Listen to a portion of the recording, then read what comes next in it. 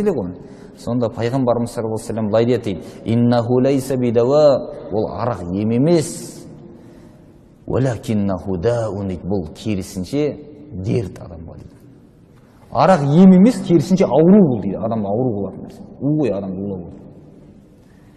Басқа хадистерде Алла харам еткен нәрселерде ем қоймаған деп айтқанда хадис бар. Ол деген сөз не? Харам нәрсе арқылы сіз емделе алмайсыз.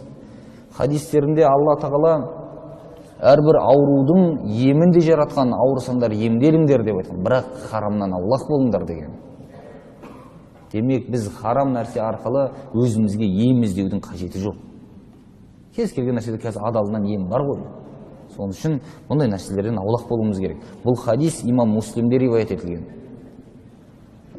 Жаңағы арақта емнің жоқ екен, қайта ол дерт